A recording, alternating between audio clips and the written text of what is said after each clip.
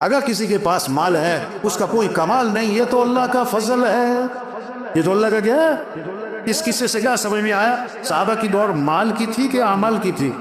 مالدار بننا چاہتے تھے کہ دیندار بننا چاہتے تھے؟ یہ محنت ہو رہی، سب میں اعمال کا شوق آ جائے۔ گھروں کی آبادی چیزوں سے نہیں ہے، گھروں کی آبادی مال سے نہیں ہے، زیور فرنیچر سے نہیں ہے، ٹائل پتھر سے نہیں ہے، گھروں کی آبادی اعمال سے ہے، اعمال سے ہے، عمل سے ہے۔ ویران گھر وہ نہیں ہے جن گھروں میں مال نہیں اور چیزیں نہیں، ویران گھر وہ ہیں جس گھر میں اعمال نہیں۔ صحابہ کے گھر چیزوں سے خالی تھے اور اعمال سے، بولو بھائی، بھرے بھی تھے۔ آج گھر چیزوں سے بھرتے جا رہے اور عمل سے کیا ہو رہے؟ عمل سے کیا ہو رہے؟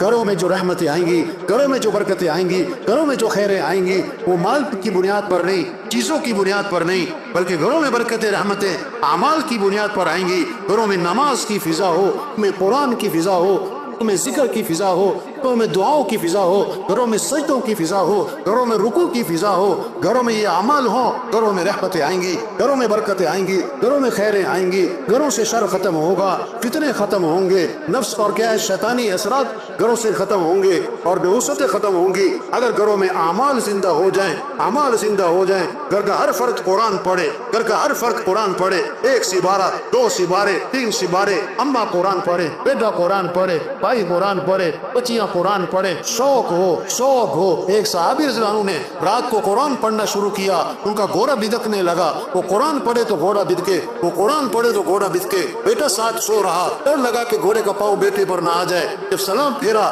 کہ گھوڑا کیوں بدک رہا ہے، دیکھا تو آسمان پر ایک نور ہے سفید بادل کی طرح، اور آسمان کی طرف اٹھتا چلا گیا۔ اب یہ کیا ہے؟ پتہ نہیں کیا ہے۔ آپ کی خدمت میں حاضر ہوئے، سارا قصہ سنا کر دریافت کیا کہ اللہ کے رسول یہ کیا تھا آسمان پہ؟ آپ نے فرمایا یہ آسمان سے فرشتے اترے تھے تمہارا قرآن سننے کے لیے، اگر تم صبح تک پڑھتے رہتے تو آج ساری دنیا فرشتوں کو دیکھ لیتی ہے۔ ہاں، آپ صلی اللہ علیہ وسلم نے فرمایا جس گھر میں سورہ بقرہ پڑھی جاتی ہے شیطان اس گھر سے بھاگ جاتا ہے، چلا نہیں جاتا، بھاگ جاتا ہے۔ ہاں، قرآن کا شوق۔ ایک آگے کہنے لگا کہ مولانا صاحب بڑی پریشانی ہے، بڑی پریشانی ہے، کوئی وظیفہ تو بتاؤ، کوئی وظیفہ تو بتاؤ۔ اس سے کافی آپ روزانہ قرآن پاک کی تلاوت اہتمام سے کیا کرے، روزانہ قرآن پاک کی تلاوت اہتمام سے کیا کرے۔ کیا لگا ہاں قرآن بڑی اچھی بات ہے، لیکن کوئی وظیفہ تو بتاؤ۔ کیا ہے کوئی وظیفہ تو؟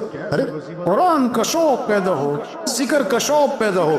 الا بذکر اللہ تطمئن القلوب۔ کان کھول کے سنو کہ دلوں کا اطمینان کس میں ہے؟ اللہ کی یاد میں۔ دلوں کا اطمینان کس میں بھائی؟ اللہ کی۔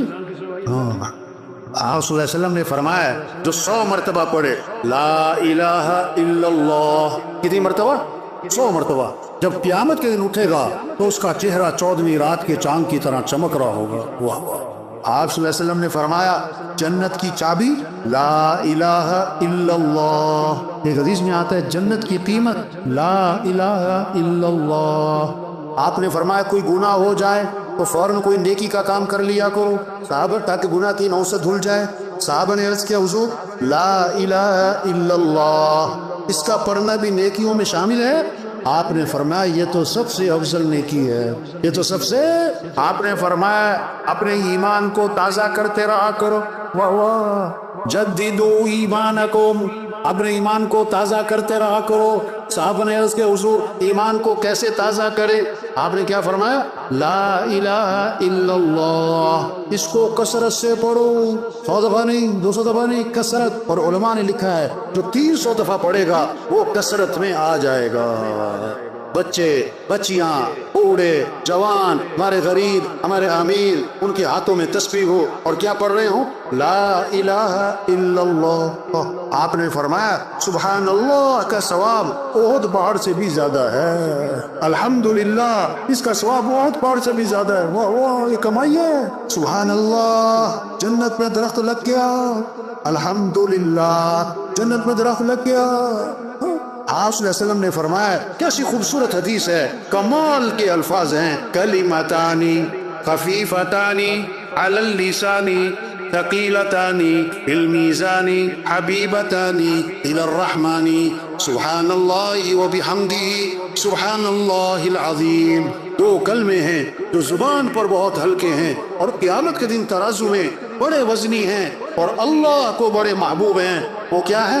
سبحان اللہ و بحمدہ سبحان اللہ العظیم، سبحان اللہ و بحمدہ سبحان اللہ العظیم۔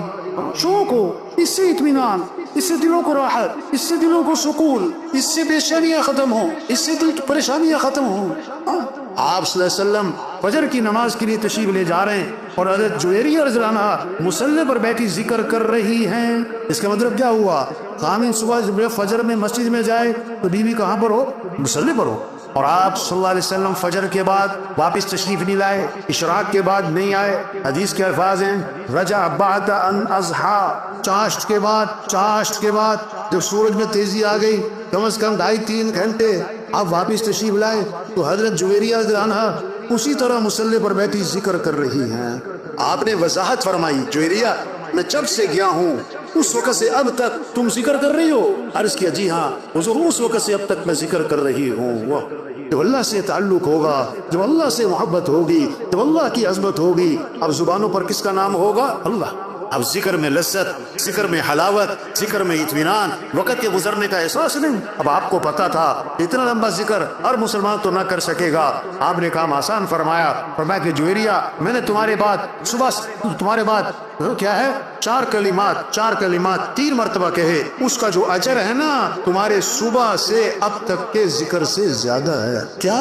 سبحان اللہ و بحمدہ عدد خلقہ ورضا نفسہ وزنۃ عرشہ ومداد کلماتہ، اس کا اجر تمہارے صبح سے اب تک کے ذکر سے کیا ہے؟ زیادہ ہے۔ شوق پیدا ہو ذکر کا، ہاں تلاوت کا۔ آپ صلی اللہ علیہ وسلم نے فرمایا جو 1 مرتبہ درود شریف پڑھے گا اللہ کی 10 رحمتیں اس پر نازل ہوں گی اور 10 گناہ اس کے معاف ہوں گے اور 10 نیکیاں لکھی جائیں گی اور 10 درجے اس کے بلند ہو جائیں گے۔ کتنی کمائی ہو گئی بھائی! آپ نے فرمایا روشن رات یعنی جمعرات، روشن دن یعنی جمعے کا دن، اس میں میرے پر درود شریف کثرت سے پڑھا کرو کیونکہ تمہارا درود شریف میرے اوپر پیش کیا جاتا ہے۔ اور آگے عجیب بات فرمائی، خدا جو میرے پر درود بھیجے گا میں اس کے لیے دعا بھی کروں گا، استغفار بھی کروں گا۔ ایک حدیث میں آتا ہے آپ نے فرمایا جو آدمی میرے پر درود شریف پڑھتا ہے، درود شریف بھیجتا ہے، جب تک وہ درود شریف پڑھتا رہتا ہے اس وقت تک اللہ کے فرشتے اس کے لیے رحمت کی دعا کرتے رہتے ہیں۔ آگے فرمایا اب اس کی مرضی ہے درود شریف تھوڑا پڑھے یا زیادہ پڑھے۔ ایک صحابی آئے، عرض کیا اللہ کے رسول میں نے ذکر کا وقت طے کیا، دعا کا وقت طے کیا، اس پہ سے کتنا وقت درود شریف کو دے دوں؟ پھر خود ہی عرض کیا حضور 1/4 وقت درود شریف کو دے دوں؟ فرمایا ٹھیک ہے لیکن درود شریف زیادہ کر لو تو بہتر ہے۔ حضور 1/3 وقت درود شریف کو دے دوں؟ فرمایا ٹھیک ہے لیکن درود شریف زیادہ کر لو تو بہتر ہے۔ حضور آدھا وقت درود شریف کو دے دوں؟ فرمایا ٹھیک ہے لیکن زیادہ کرو تو بہتر ہے۔ حضور میں 2/3 وقت درود شریف کو دے دوں؟ فرمایا ٹھیک ہے لیکن درود شریف اور زیادہ کرو تو بہتر ہے۔ اور عرض کہ حضور پھر میں ایسا کرتا ہوں میں سارا وقت درود شریف ہی پڑھتا رہوں گا۔ آپ نے فرمایا اذن تکفی ہمک ویغفر ذنبک، اگر تم ایسا کرو گے تمہاری ساری پریشانیاں دور کر دی جائیں گی اور تمہارے سارے گناہوں کو معاف کر دیا جائے گا۔ ہاں یہ شوق پیدا ہو۔ آپ صلی اللہ علیہ وسلم نے فرمایا جو کثرت سے استغفار کرے گا اللہ ہر تنگی سے اسے نکالے گا، پریشانیوں سے بچائے گا، اللہ وہاں سے رزق دے گا جہاں سے وہم و گمان بھی نہیں ہے۔ استغفار پر بتاؤ وما كان الله ليعذبهم وانت فيهم وما كان الله معذبهم وهم يستغفرون، جب تک آپ ان میں موجود ہیں ان پر عذاب نہیں آئے گا۔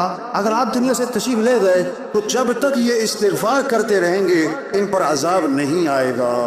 ہاں استغفار کی برکت، یہ شوق پیدا ہو۔ آپ صلی اللہ علیہ وسلم نے فرمایا سید الاستغفار یعنی استغفار کا سردار وہ کیا ہے؟ اللہم انت ربی لا الہ الا انت خلقتنی وانا عبدک وانا علی عہدک ووعدک ما استطعت اعوذ بک من شر ما صنعت ابوء لک بنعمتک علی وأبوء بذنبي واغفر لي فإنه لا يغفر الذنوب إلا أنت.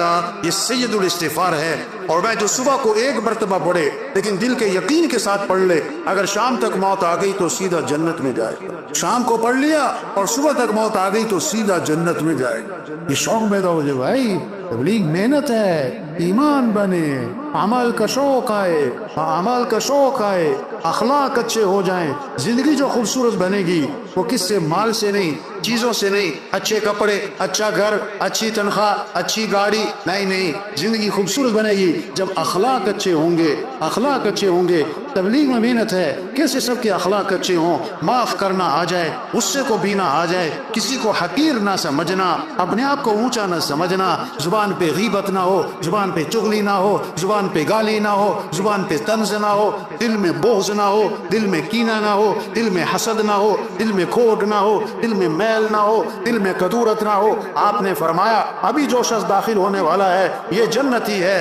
دوسرے دن فرمایا ابھی جو شخص داخل ہونے والا یہ جنتی ہے. تیسرے دن فرمایا ابھی جو شخص داخل ہونے والا یہ جنتی ہے. تینوں دن ایک ہی صحابی داخل ہوئے. ایک صحابی ان کے گھر گئے. میں رات آپ کے پاس گزارنا چاہتا ہوں، دیکھنا چاہتے تھے کون سا عمل ہے کہ جنتی ہونے کی بشارت ملی.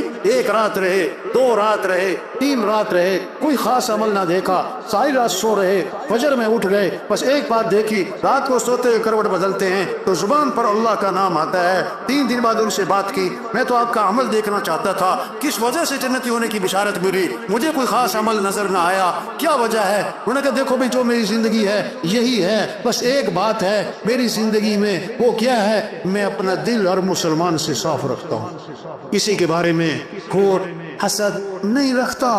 فرمایا یہی وہ عمل ہے جس کی وجہ سے جنتی ہونے کی بشارت ملی. اور اگلی بات فرمائی کہ ہے مشکل کام، ہاں دلوں کو صاف رکھنا. آپ صلی اللہ علیہ وسلم صحابہ کے ساتھ تشریف فرما تھے. ایک سڑاند پھیل گئی، بدبو پھیل گئی. صحابہ سے فرمایا یہ پتہ ہے بدبو کس چیز کی ہے؟ صحابہ نے عرض کیا اللہ جانے اللہ کا رسول. فرمایا یہ ان لوگوں کی بدبو ہے جو دوسروں کی غیبتیں کرتے. دوسروں کی کیا کرتے؟ آج کسی کو غیبت سے روکو کہ بھائی کسی کی بات نہیں کرتے، وہ کہتا میں سچ بول رہا ہوں. ارے بھائی غیبت سچ بولنے کا نام ہے، اگر جھوٹ ہے پھر تو بہتان ہے. ماچس کی ایک تیلی گھر کو چلا دیتی ہے. یہ زبان کا غلط بول، یہ غیبت، یہ چغلی، یہ غلط بول گھروں کو برباد کر دیتا ہے، خاندانوں کو برباد کر دیتا ہے. اخلاق میں سب سے بنیادی چیز ہے یہ زبان کا بول میٹھا ہو. اس زبان کا بول خاندانوں کو جوڑتا بھی ہے، خاندانوں کو توڑتا بھی ہے، غیر کو اپنا بھی بناتا ہے، اپنے کو غیر بھی بناتا ہے. نکاح بھی بول ہے، طلاق بھی بول ہے. یہ دلوں کو جیت بھی لیتا ہے، یہ دلوں کو چیر بھی دیتا ہے، یہ محبتیں بھی بکھیرتا ہے، یہ نفرتیں بھی پھیلاتا ہے. ہاں اپنے بول میٹھے بنائیں. تبلیغ میں جب ایمان بنے گا پھر اخلاق بنیں گے. کامل ایمان والا کون؟ کہ جس کے اخلاق اچھے ہوں. سب سے زیادہ وزنی چیز قیامت کے دن ترازو میں وہ آدمی کے حسن اخلاق ہوں گے، حسن اخلاق ہوں گے. فرمایا آپ نے جنت میں میرا قرب اسے ملے گا جس کے اخلاق اچھے ہوں گے، جس کے اخلاق اچھے ہوں گے. اخلاق کیا ہیں؟ ذل من قطعک، جو رشتہ توڑے تم رشتہ جوڑو. واعف عمن ظلمک، جو ظلم کرے تو اسے معاف کرو. احسن الی من اساء الیک، جو برائی کرے بدلہ اچھائی سے دے دو. آتی من حرمک، جو نہیں کھلاتا کہ اسے کھلاؤ، جو نہیں پوچھتا کہ اسے پوچھو، جو نہیں آتا کہ اس کے بعد جاؤ. یہ اخلاق ہے. ادفع بالتی ہی احسن فاذا الذی بینک وبینہ عداوۃ کأنہ ولی حمیم. برائی کا بدلہ اچھائی سے دے دو، کہ دشمن بھی دوست بنے گا. آج جھگڑے کیوں ہیں؟ یہ جھگڑے کیوں ہیں؟ توبہ، اخلاق بگڑ گئے، صبر نہیں، برداشت نہیں، غصے پہ قابو نہیں. ایک صحابی نے عرض کیا حضور مجھے نصیحت فرمائے. فرمایا غصے پہ قابو پاؤ. زدنی یا رسول اللہ. حضور کچھ اور نصیحت فرمائے. لا تغضب، غصے پہ قابو کرو. حضور کچھ اور نصیحت فرمائے. فرمایا لا تغضب، غصے پہ قابو کرو. وردد مرارا فقال لا تغضب. بار بار عرض کیا. حضور کچھ اور نصیحت، ہر بار یہی فرمایا غصے پہ قابو کرو. غصے یہ بیان تھا کہ پولیس والوں میں نا سارے پولیس کے لوگ تھے تو یہ حدیث بیان کی کہ حدیث میں آتا ہے آپ نے فرمایا غصے پہ قابو پاؤ. تو سب سے بڑے جو افسر بیٹھے تھے فرمانے لگے اگر اسے ایک حدیث پر عمل ہو جائے ہمارے بہت سارے جیل کے تھانوں کے مسئلے حل ہو جائے. غصے پہ قابو. ہاں آپ نے فرمایا پہلوان وہ نہیں ہے جو کسی کو اٹھا کے پھینک دے، پہلوان وہ ہے جو غصے کے وقت میں اپنے نفس پہ قابو پا جائے۔ آپ صلی اللہ علیہ وسلم نے فرمایا جس کو غصہ آیا اور وہ غصہ نکالنے پر قادر تھا لیکن غصے کو پی گیا، اللہ قیامت کے دن جنت کی حوریں اس کے سامنے کھڑی کر دیں گے اور فرمائیں گے جو پسند ہے لے لے اس میں سے۔ کس بات پر؟ غصہ پینے پر، غصہ پینے پر۔ ہاں برداشت۔ امام احمد بن حنبل رحمۃ اللہ علیہ فرماتے ہیں اگر حسن اخلاق کو 10 حصوں